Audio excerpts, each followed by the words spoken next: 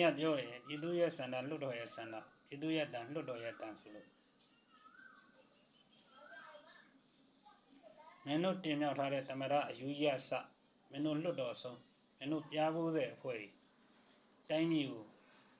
ကြီးစိုးကြီးအုပ်ချုပ်နေတာတို့ပြည်သူတွေရဲ့ဆန္ဒလည်းမရှိဘူးမလို့လည်းမလို့လာဘူးမနှစ်လည်းမနှစ်သက်ဘူးနော်လိုလဲခင်မင်းတို့တင်မြှောက်ထားတဲ့သမရအယူရအစမင်းတို့လွတ်တော်အဆုံး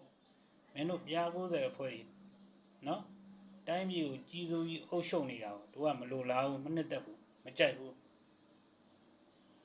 မင်းကပြောတယ်လေပြည်သူရဲ့တန်လွတ်တော်ရဲ့တန်ပြည်သူရဲ့ဆန္ဒလွတ်တော်ရဲ့ဆန္ဒဆိုတို့ရဲ့ဆန္ဒကိုပြောတာတို့ပြည်သူတွေရဲ့ဆန္ဒကိုပြောတာမင်းတို့ပြား90အဖွဲ့တိုင်းပြည်ကိုကြီးစိုးကြီးအုပ်ချုပ်နေတာမလိုလားဘူးမနှစ်သက်ဘူးပြား90ဆိုတာကြက်မပြေလို့ပြား90လို့ခေါ်တာနောက်တစ်ချက်စစ်မှုရန်ဥပဒေကိုလည်းတို့ပြည်သူတွေကမကြိုက်ဘူးမနှစ်သက်ဘူးစစ်မှုရန်ဥပဒေကိုလည်းပြင်ဆင်ပြီးရုပ်သိမ်းပြီးဘလို့လဲခင်မင်းပြောတယ်လို့ပဲလေပြည်သူရဲ့စန္ဒဆိုလို့တို့ရဲ့စန္ဒကတော့စစ်မှုရန်ဥပဒေကိုလည်းမနှစ်သက်ဘူးမကြိုက်ဘူးမင်းတို့ပြား90အဖွဲ့တိုင်းပြည်ကိုကြီးစိုးပြီးအုပ်ချုပ်နေရလဲ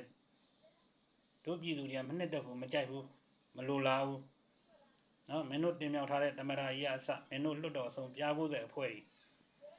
နော်အကုန်လုံးမင်းတို့ပြား90အဖွဲ့ကြီးအကုန်လုံးတိုင်းပြည်ကိုကြီးစိုးပြီးအုပ်ချုပ်နေတော့မလိုလားဘူးမနှစ်သက်ဘူးကွာ